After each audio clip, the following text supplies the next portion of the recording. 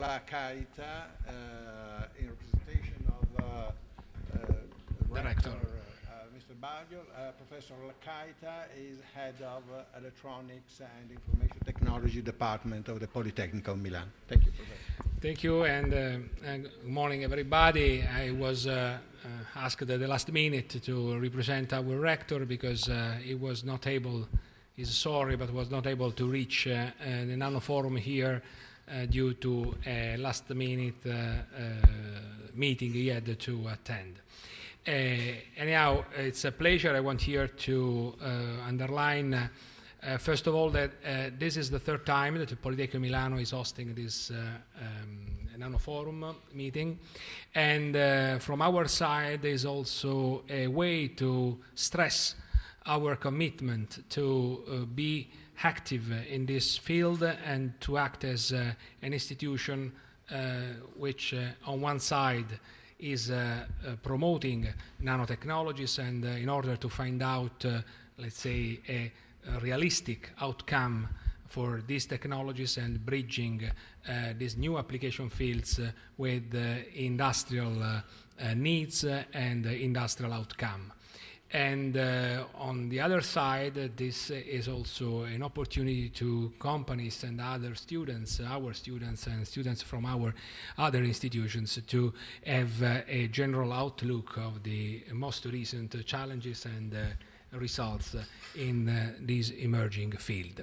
So I think that we have a lot of events. Already this morning we had some workshop introducing to the nanotechnologies in different fields and their applications in different fields. We'll have an interesting agenda, and what is important in this plenary session, we'll have also an exchange of ideas in the plenary roundtable that we will have later. So thank you very much to be here, and I hope that everybody will enjoy the program. Thank you. Thank you, Professor Lacaita. Now, the plenary session is divided in two parts. We're going to have three keynote speeches, and then we're going to have a round table. So, first the keynote speech is by Professor Dominique Salvatore. Dominique Salvatore is an economist at the Fordham University in New York, and economy is a very hot issue these days, isn't it, Professor? And the title of the speech is about technology, obviously in relation with development and nanotechnologies as well, new economy, a growth in the United States, Europe, and Japan. Please, Professor Dominique Salvatore.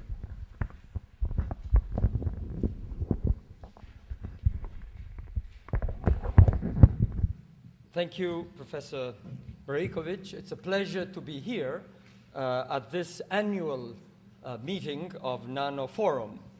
As indicated, the title of my presentation is Nanotechnology, the New Economy and Growth in the United States, Europe, and Japan. In my presentation, I will begin with an overview of the field, or what has been called the revolution of nanotechnology. Then I will examine the new economy and growth in the leading industrialized countries, the United States, Europe, and Japan. The reason is to learn how to measure the benefits in terms of growth, in terms of jobs, that nanotechnology can be expected to provide. Nanotechnology is a revolution, and when we have revolutions, this is a break from the past. And in order to examine properly revolutions, we have to go outside the field to have a broader view, and I presume this is the reason why I was called. Then I will examine the factors that determine how fast, how rapid the new economy spreads, which are the leading countries, which are the leading industries and firms, because these are the same factors that we can expect to determine which nations and which sectors will be the leaders in nanotechnology. And finally, I will examine more the specific factors, specific to nanotechnology, those that determine how rapid it will develop and which countries and industries will become the leading industries. Well, we know that what nanotechnology is the science of the small, measured in billionth of a meter. And this has been called the new industrial revolution, a new beginning. And I really think that in terms of scope and significance, the nanotechnology revolution will be very similar, if not more important, than the Industrial Revolution. But while the Industrial Revolution developed over a century, the nanotechnology revolution is happening under our very eyes in a decade or so.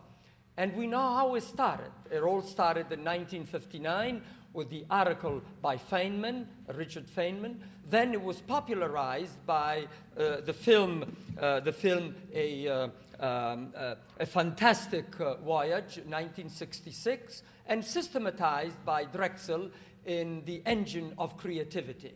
But what has happened is nothing in relation to what is going to happen in this field.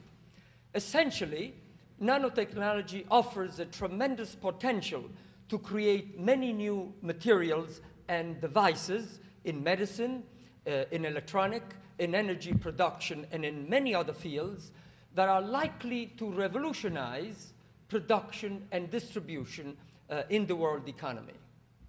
But it also raises some serious concerns about the possible human toxicity and environmental damage. Just imagine, in a completely different context, but much less important, we are all told the cellular phone increases the temperature of the brain by 1.5 to 2 degrees centigrade, and we do not know the effects that it has in the long run.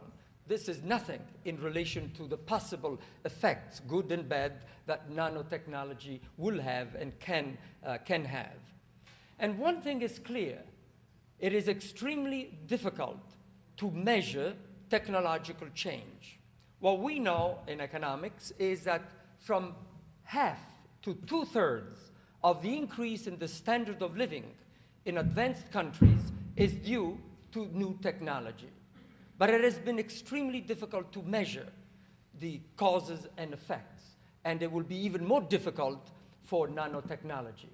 But it is from economics and from what we have seen in the new economy that we can learn how to measure, how to anticipate the effects and the causes of nanotechnology.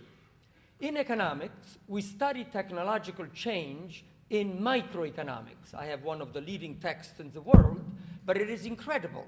Only few pages dedicated to technology.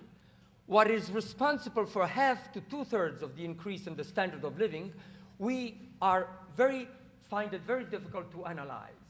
It is not that we have used all the techniques of analysis at our disposal. We have not fully utilized them, but what is clear is that to evaluate technological change, and particularly nanotechnology, we need new tools of analysis which are not really forthcoming. And to see the difficult state of this measure is Robert Solow, the great economist at the Massachusetts Institute of Technology, got the Nobel Prize for trying to measure technology. And what he did is incredibly simplistic in 1957. He said, what is growth of the economy based on? And he said it's the increase in labor and the increase in capital. And what remains unexplained, the residual, he attributed to technology. In other words, all he did was to give a name to our ignorance. So it is from this poor beginning that we are faced with this tremendous potential and tremendous necessity to measure the benefits and the potential dangers of nanotechnology. So what I will do is look at the new economy and globalization, which is the most recent revolution, to see what is it that determined that globalization and new economy, what was the effect of this on the economy and growth, and try to infer how to do it in nanotechnology and what can we expect from nanotechnology. And so we look at I have on the screen, this is a table of the average annual growth of real GDP, the average over the 11-year period, 1996 to 2006. And the real GDP, the average growth in the United States was 3.2%, in Germany 1.5%, in the UK 2.8%, in France less, in Italy still less, and in Japan very little. Japan was supposed to conquer the world up to 1990. And since then, it had 3 recessions and a rate of growth even lower than the Italian rate of growth. Now, these numbers seem very similar, but at a growth of 3.2% per year, the economy doubles every 22 years. Instead, if Italy grows at 1.4% per year, it will take 51 years for the GDP to double. So even small differences can, in the long run, have tremendous impact on growth in the economy. But we will get closer to how to measure the effect of the new economy and nanotechnology. Let's look at labor productivity. You see, labor productivity is like a two-edged sword. On the one hand, we want it to grow very rapidly because that will determine how rapidly we can increase wages without increasing in costs of production. But also we want the real economy to grow faster than labor productivity in order also to create jobs. So we want labor productivity to grow fast in order to increase standards of living. But we want the real GDP, the economy, to grow even faster so as to create jobs. And we see the stark difference between the United States and the other countries. Never mind the financial problems. That's a different story, but we will talk about. In fact, you know, what's incredible is when I read Il Sole 24 Ore, there are people who talk about the American economy. They read all the newspapers or the Wall Street journals, and then they repeat. They distill and repeat. I was at the meeting Saturday and Sunday. So even though there are opinions or I have privileged information that I cannot divulge, but when they ask me for my opinion, those opinions are based on being there and knowing what is going to come about. It's like the people in the petroleum sector who 2 months ago predicted that the price of petroleum would go to $250 per barrel. Frankly, they should change business. There is no economic reason for the price of petroleum to be above $100. And I did not say it now. I said it 5 months ago, 2 months ago, against all of the specialists who made such glorious predictions. I always say, when you make such wrong predictions, you should shut up for 6 months, because, and people say there would be complete silence. But look at Italy. Look at Italy, very little indeed. I remember in 1990, The Economist on the front page said even Italy surpassed us. Imagine, in 1990, Italy has a higher GDP and per capita income than England.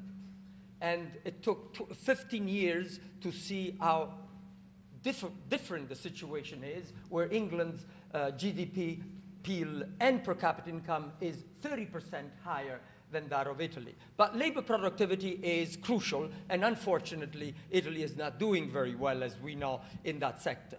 But more important than that is multi-factor productivity. Now, in economics, that means the increase in output over and above the increase of labor and capital.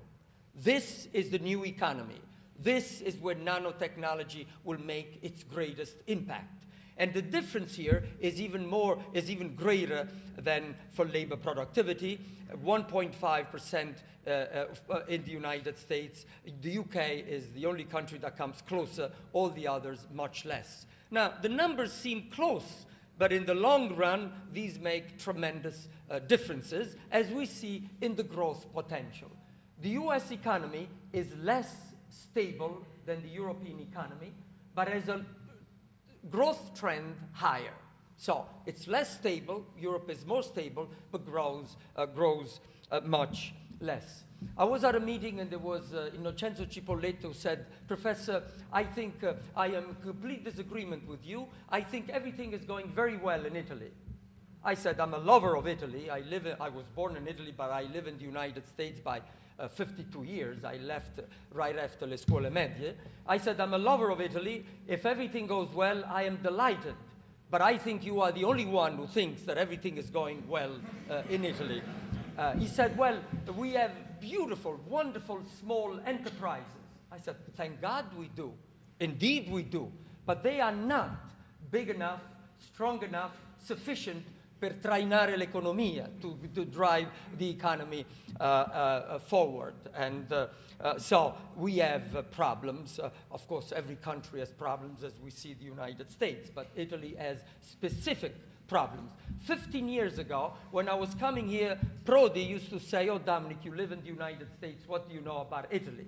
And I kept on saying, the way Italy is going, it is, in the long run, it will go into deep troubles if it continues in that direction. And indeed, Italy did continue in that direction, and we saw the results. It's not easy to change or reverse the situation. But let's look, Frank, briefly and fast on what are the general factors that were responsible for the growth of the new economy at different rates in different countries, because those will be exactly the general factors that will drive nanotechnology, that will make it simpler and faster development in some countries rather than others. So in general, first of all, where does new technology develop, where it is introduced faster? In the quality of infrastructures. And if we have, there have been measures of the quality of infrastructures on an index, 1, the lowest quality of infrastructure, 7, the highest. And we see that Germany, France have the highest, the best quality of infrastructure, followed by the United States, Japan, and then the UK, and Italy is at the lowest level. So this is bad for the development of new technology, because it is the framework within which the nanotechnology will have to develop.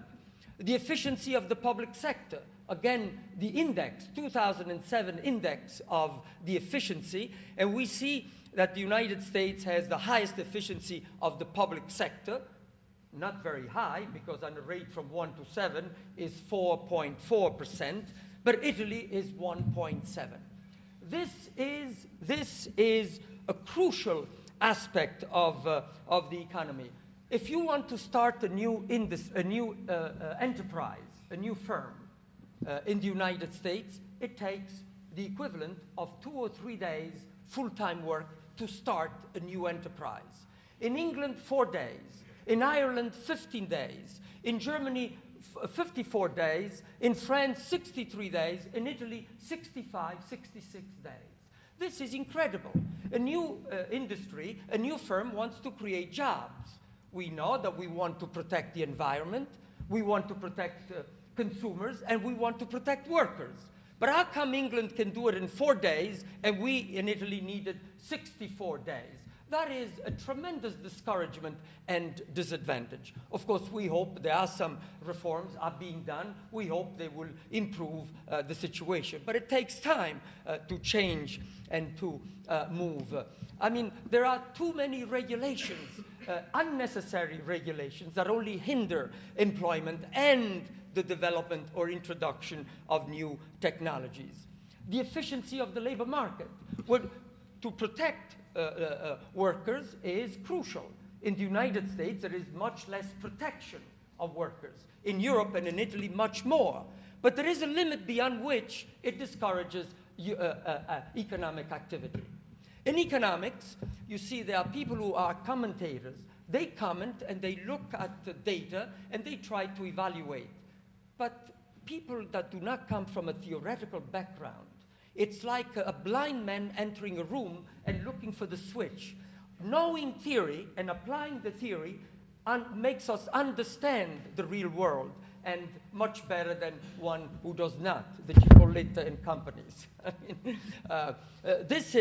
So now we look at the efficiency of, now in economics, we have a rule for efficiency, that the firm should use labor and capital in such a way that the marginal physical product of labor divided by the price of labor and wage must be the same as for capital. And when a firm does that, it minimizes costs and becomes very efficient. When labor markets are very inefficient or restricted, what happens is firms that have to increase output will not increase labor and capital, because capital can be pushed away when the firm does not need it. Labor cannot be fired. Therefore, in Italy specifically, the firm that has to increase output increases the capital per unit of labor, it increases the productivity of labor, it increases wages, but it doesn't create jobs, and it does not minimize cost, and the nation loses competitiveness. And that's exactly what happened to the Italian economy. In some years back at the Lingotto, there was Romiti who says, in Italy, we need to invest more to grow more. Who can be against that? So in response, I said, Dr. Romiti, Italy invests more as a percentage of GDP than the United States. And it creates no jobs. Or it did not at the... Then he said publicly, well, then I'm perplexed. Where is this capital going? It's precisely, it goes to increase capital per unit of labor, which increases productivity, the productivity of labor, which is good, which increases wages, which is good, but it does not create jobs, it does not minimize costs, and Italy loses efficiency. Look at the rate of taxes. In the United States, 32.8%, in France, 49%, in Italy, 46%. Now, high taxes is not necessarily bad if we get the benefits that justify those taxes. But if you pay high taxes and you do not get the benefits, this is a great discouragement to production.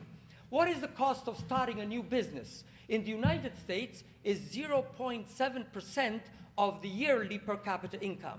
If the yearly per capita income is $38,000, it is $25,000 the cost of starting a business. In Italy, it's 18 times the yearly per capita income.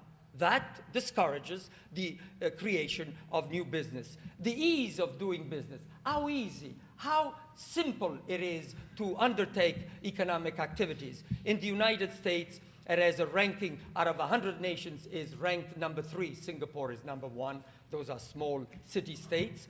And Italy is 53 out of 100. So these are the general factors that determined which nation introduced the new economy, labor productivity, multi-factor productivity, and growth. But now, and I conclude, some of the specific factors to nanotechnology. What is it that causes some nations to be avant-garde, some industries to be more advanced than other nations and other industry? It depends, as we know, on the quality of the educational system. Again, on a rate of 1 to 7, the US has an index of 5.1, Germany 4.9, France 4.8, and so on, Italy 3.4. So we're not discussing Italy specifically, but out of the G7 countries, we are not surprised that Italy is not growing. The quality of scientific research, the same thing. There is a group of nations that stick together, the United States, Germany, the UK, Japan, and then lower, France, and still lower, Italy. The availability of the latest technology, and this is also the situation here. Now, to conclude, there are indices of which are the most innovative firms. These are the ones that we expect to introduce nanotechnology. And this is an index conducted all over the world, not only in the United States. And these are the 25 firms which are the most innovative.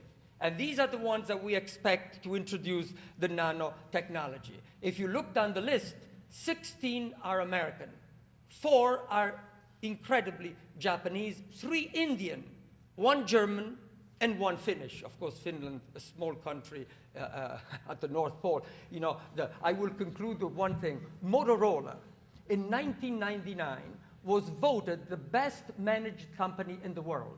It had 45% of all of cellular phone business of the world. And it lost not only its primacy in that sector to Nokia, a country, as I've said, of 2 million people at the North Pole that used to make umbrellas and galoshes.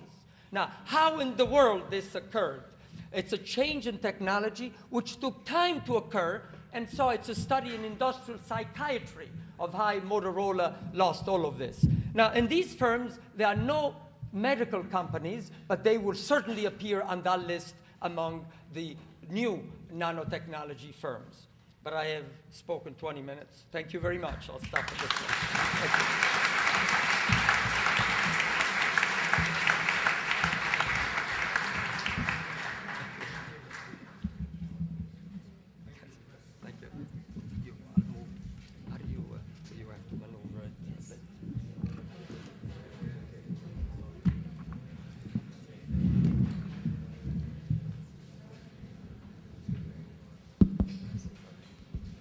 Thank you, Professor Dominique Salvatore, for your passionate speech, absolutely passionate. And thank you also for this general overview of the economic trends, economic factors, and also for learning that nanomaterials and nanotechnologies can be not only a technological revolution, but also economical. Second keynote speaker will be Wendy Sanhai, Food and Drug Administration, USA, a scientist. She has a PhD in biochemistry, and then she's quite young, but she's already an extremely thick curriculum. So please, Dr. Sanhai. Grazie. I'm not that young, not that young. So, Professor Salvatore's English is better than mine. I've decided now to give my speech in Italian this morning. Io sono molto grata di essere qui con voi.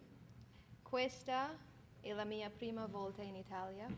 Io sono grata per l'invito e dimostrare la possibilità delle nanotecnologie. Nanotecnologie oggi e domani.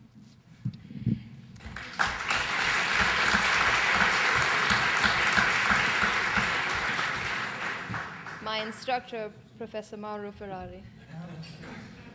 And before I begin, I want to say to Ennio, buon compleanno. So my hope here is to speak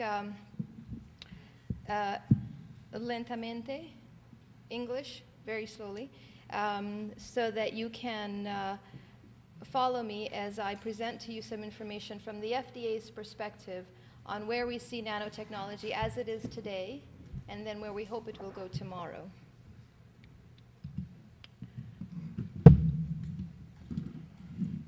As you probably know, the FDA's jurisdiction for products is very, very broad. We have 6 centers at the agency, and they go across drugs, devices, biologics, food, veterinary products, and all of them, absolutely all of them, will be impacted by nanotechnology. In fact, we're seeing that right now.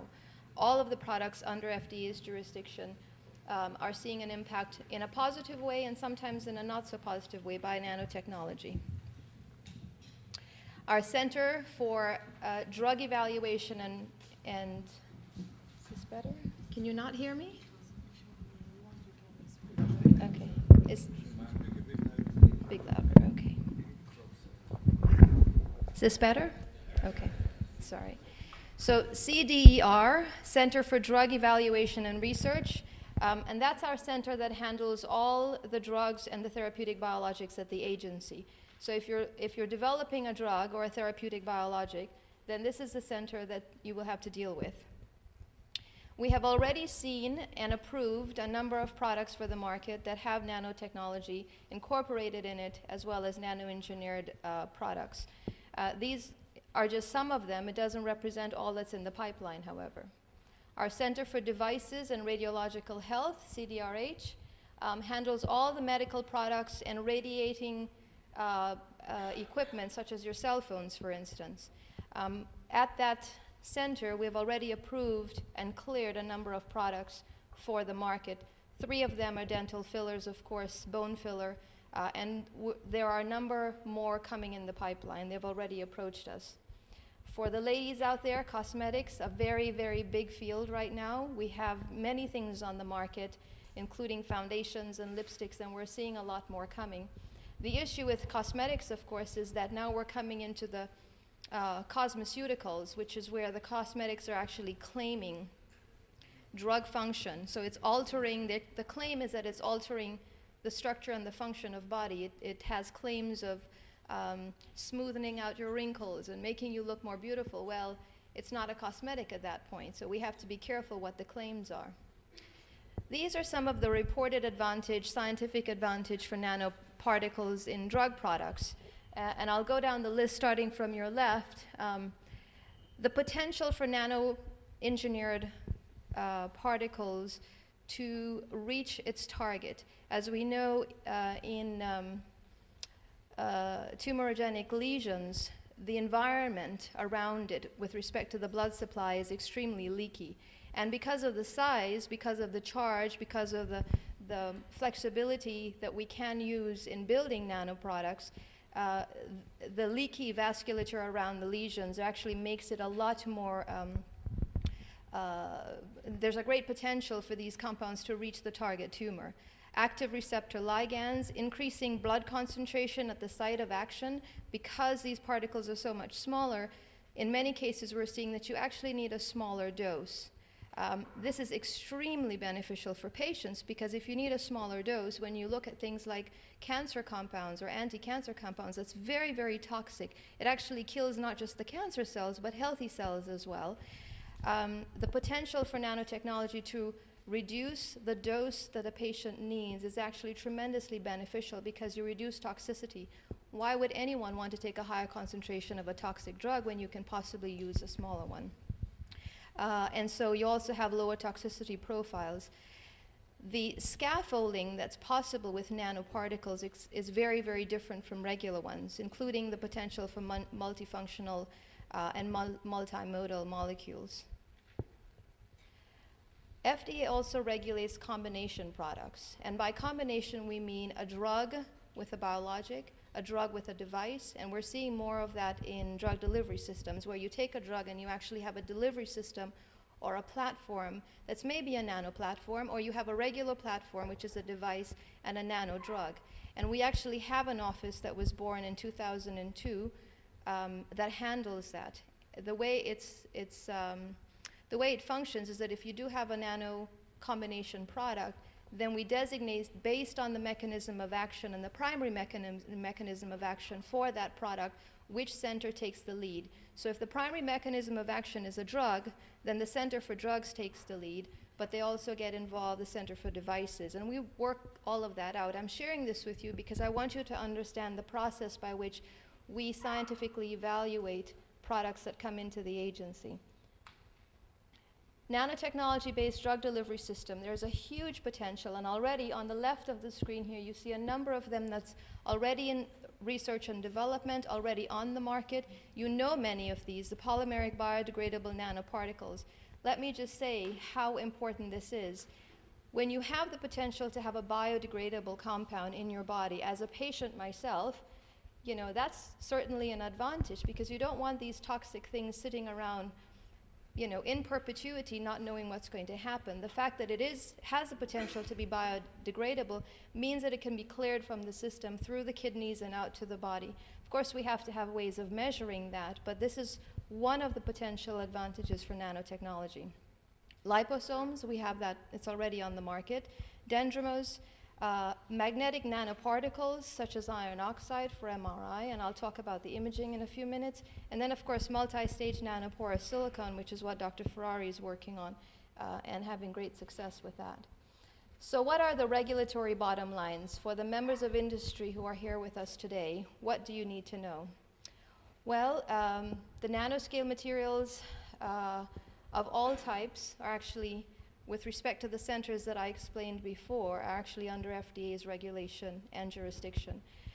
While nanoscale materials present challenges, it's similar to those that are seen in other emerging technologies, and it's not apparent, at least at this point, that nanoscale materials have more inherent hazard. When you think about it, we actually have been dealing with nanoscale products for many, many, many, many years. When you actually get to the point of an active site, a binding site, and a particle, you're already at the nanoscale, and we've been doing that with drugs for many years. The advantage, of course, for nanotechnology is to be able to build more complex, build it in a modular way, and start manipulating the environment around these lesions, in the case of cancer, for instance. So, nanotechnology a domani. The approach to the future, we have to do it with caution, of course, but with great optimism. My feeling is that if we allow fear to override what we're doing in science, we will never get anywhere. So my hope is, and the hope of all of us here, is that we will continue pushing forward with optimism and understand, of course, we have to do the necessary things that we would normally do in science in terms of developing standards, best practices, but certainly continue moving ahead. Safety is paramount. One of the things that we do when we're looking at drug evaluation is to make sure that we understand the dose that's needed that does not result in toxicity. Many of us know that as the MTD, or the maximum tolerated dose. But we have to also factor in that risk-benefit ratio. And that depends on the disease. For instance, if you're looking at terminal patients, whether it's cancer or another disease, they may be able to tolerate or willing to tolerate a higher risk if the benefit is also there in terms of extending their life. Sometimes when you look at these patients, what they would tolerate for just a few months more of life is extremely different from what a normal person will tolerate if, for instance, if we're just trying to manage pain. Of course, how we measure safety, we have to do so clinically as well as preclinically, and that's in vitro, meaning tissue culture, as well as animal models. And as we work very hard together to put all these products out into the commercial distribution, as we try to raise GDP, for instance, as we try to attend to the needs of patients and the consumers, we have to be extra vigilant. It's important for us to understand that when we do clinical trials, as big as these clinical trials are, it's still a limited N, meaning you're only meeting a certain number of patients. When you approve that, when the FDA approves that and you put it out in public consumption, the N increases enormously. So you're going from thousands or hundreds to hundreds of thousands and even millions. And the information that you can get from that, the power of that information is absolutely phenomenal. So even when these products are approved for consumption, we have to be extra vigilant in recording information coming back in so that we can be flexible and monitor and change as we go along. And that also provides additional information with respect to safe handling and manufacturing. So as we move into the future, one of the things that I want to share with you is the enormous potential for imaging in looking at things like biodistribution of nanoparticles. These are scanned images here. These are PET scans from a patient, a 24-year-old young man suffering from Hodgkin's lymphoma. To the left, you can see what happens before treatment. After just 2 cycles of chemotherapy, the image on the right shows an enormous reduction in the SUV, which stands for standard uptake value. And what's happening, what you're seeing here, is the tumor taking up the anti-cancer compound, and it's actually killing the tumor. So what you're seeing is a decrease in the density of the hotspots, which is what we measure in FDG PET. FDG stands for fluorodeoxyglucose, and it's picked up by fast metabolizing tissue such as cancer. And you can see the powerful tool that FDG provides in terms of assessing response to therapy. Now, this could be any drug, but it could also be a nano drug or a nano-engineered drug. And what a powerful tool this is to actually measure whether or not the drug is working.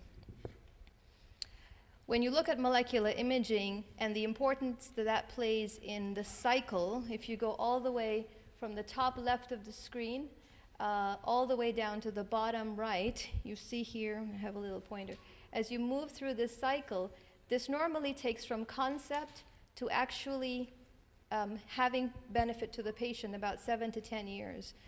I believe, and there are more like me that believe, that this track here, that normally takes about 7 to 10 years, can be significantly decreased. So, some platforms that we're seeing in the future, I'm not going to read through this list, but there are many, many, many. We're seeing them every day because companies are coming and meeting with us. And as they come in and they share information, we at the FDA learn, and we modify our thinking to grow with the field as it's growing. You have to understand we don't know everything. We're scientists just like the rest of you. And so as you learn and as we learn, the idea is to share the information. Proposed functions for nanoparticles in drugs, there are many. I'm not going to read this because I believe I'm running out of time, but what my last slide here is to simply show the transition in the field moving all the way, this is what I call nano before, the very preliminary stages of the development of these products, where we are now in 2008, and certainly the future looks very, very bright. My hope, again, is that rather than introducing fear and have that be the overriding factor, introduce optimism, do it in a sensible way. The field of nanotechnology does not present anything greater in terms of scientific challenges than any other field in science. And so my hope is that we could work together, develop tools, and move the field forward, both from an economic basis, but also, at least from my day job, to improve the care of patients. Thank you so much.